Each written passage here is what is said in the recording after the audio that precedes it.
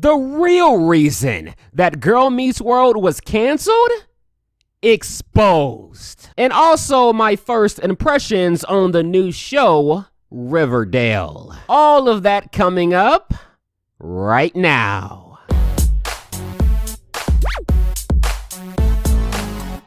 What's going on, YouTube?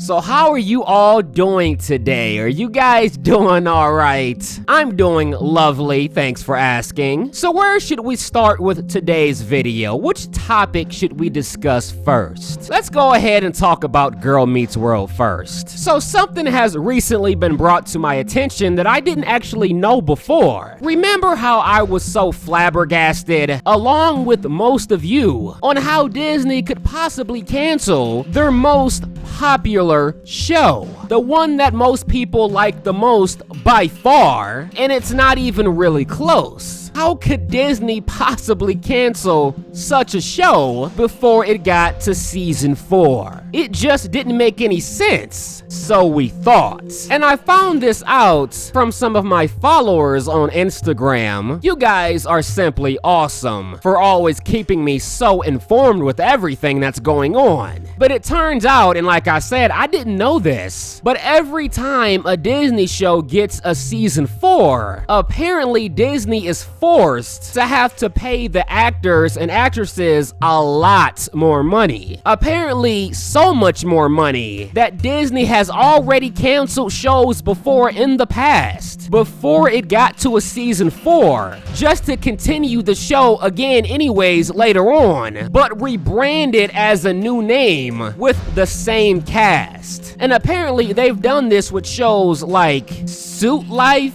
I think that's what it's called. Apparently they did a spin-off of that show, and the spin-off only had 3 seasons, just like the real show did. They also did it with Hannah Montana when they renamed that show after 3 seasons and named it to Hannah Montana Forever or whatever. They did it to the Jonas Brothers, and it went from Jonas to Jonas LA. And they also did it with Liv and Maddie, I believe, because I think after 3 seasons, then they named the show to Liv and Maddie Cali Style. And the reason that they do this is because if they basically make the show or rebrand it over again, they can just continue paying all of the actors the same thing that they were paying them before, instead of being forced to pay them all a lot more. Just when you thought that Disney couldn't be bigger hoes, we find out that they pulled some like this. Are you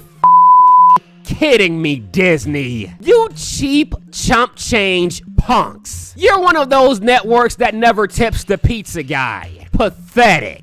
I am so over Disney, I really am. If I do watch any shows on Disney Channel, I'm not gonna watch it live. That way they don't get any ratings from me. But there's really nothing else on Disney worth watching anyways, besides Backstage, which is not even a Disney original, which you can tell by how good the show is, because we all know Disney doesn't make its own good shows outside of Girl Meets World, and even that is a spin-off of a better show. So I mean, Disney. Seriously, you're gonna cancel your best show because you were too cheap to pay the actors? You don't deserve Girl Meets World, Disney. Netflix, Hulu, or whoever else, please treat our show with more respect than Disney did, because Girl Meets World deserves so much better. But I just wanted to tell you guys about that because when I found out, it just absolutely disgusted me, and I know a lot of you guys are probably gonna feel the same way about it. Just disgraceful. But now let's talk about the new show,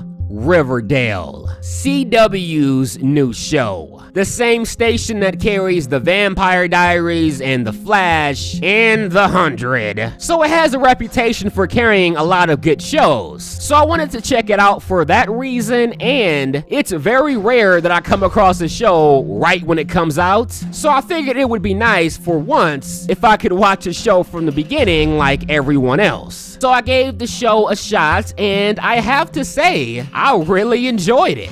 It was surprisingly and pleasantly pretty damn good. It pretty much had my attention throughout the episode. which is saying a lot because it doesn't take much for my attention to waver. I even ended up shutting my laptop just to give the show my undivided attention, and that's something I almost never do. But I really wanted to pay attention to what was going on. So apparently this show was also based on like the comics, and you know what that means. Before the show even starts, you're gonna have a bunch of people complaining about it, because that's what comic book people do. They complain about how the show isn't like the comics. Now, I've never seen the comics, so I'm not gonna be one of those people, and I can just enjoy the show for what it is. But I'm hearing that the comics were like, you know, humor-based, while the show is more dark.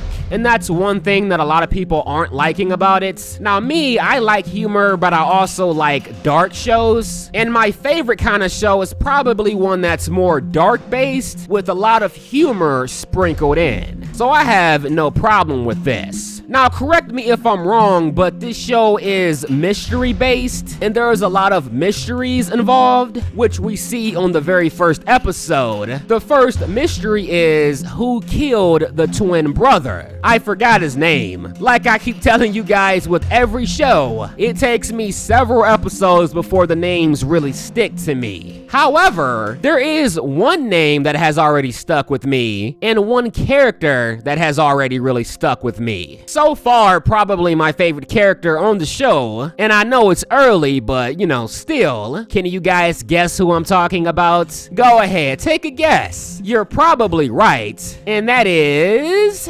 Veronica. Her personality just really sticks out more than most of the people on the show. A really bubbly and confident personality. And I really tend to like characters like that. And I'm really liking the storyline as well. Even though I wasn't really surprised at all by the ending, because they kind of already very heavily hinted to the twin dying by a bullet shot, but nonetheless, still a very, very intriguing storyline. And so far, all fingers look to be pointing towards, I forgot her name, is it Cheryl, or the guy who died, his sister? That's where it's all pointing to right now, so that makes me wonder, are they gonna be extremely obvious with it, or is this gonna be one of those shows where they lead you down one direction so you won't suspect the real answer to the mystery? Like I said, I never read the comics, so I'm not sure, and I don't know if the show is even following the comics or not. I kind of hope they aren't, because if they do follow the comics to a T, then that means everybody who read the comics already knows everything that's gonna happen, and then they're gonna spoil it for people like me. Now, as far as the ships, oh my god, there were so many ships on this first episode, and there's already a triangle. And you guys know how I am with triangles. Let the ship war begin. The only problem is I don't know who I ship yet. I'm still kind of looking at all the ships right now and really evaluating and really trying to see which couple's chemistry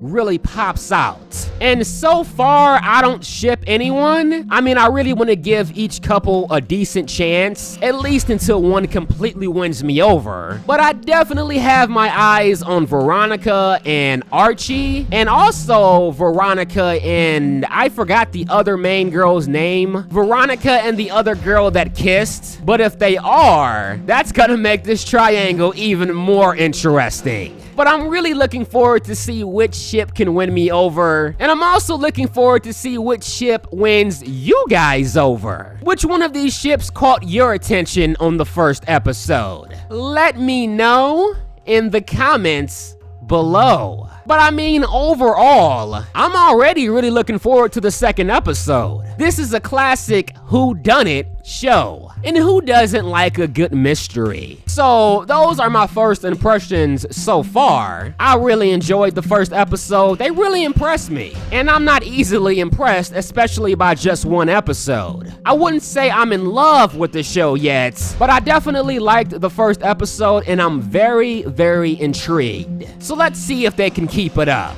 And for those of you wondering, because I know you are, do I only have my eyes on Veronica and that other girl just because of that kiss? Well, let's just say for about 5 seconds, I definitely ship them very hard. But, you know, I'm not gonna ship somebody just because of a kiss. That would make me barely better than a snowberry shipper, and I refuse to be put in that category. I have higher standards than that. But I also really like the friendship that they have going on so far. Even though Veronica kissed the guy that she... Okay, but I'm getting into a whole bunch of other stuff because this isn't a review, just my first impressions. But let me know what you guys thought about this episode in the comment section below. And if you haven't seen this episode or this show at all, I highly recommend you check it out. At least give the first episode a try, because if I do start talking about this show on a regular basis, then you can watch and really enjoy my videos about it. Especially if I really fall in love with one of these ships and have another ship war. Because you guys know I'm at my best when I'm defending a ship in a ship war. But if you guys really enjoy my videos and want to help me make many more videos for you guys going forward, check out that Patreon link in the description box. But I'm done talking. If you guys enjoyed this video, you know what to do. But as always, until next time.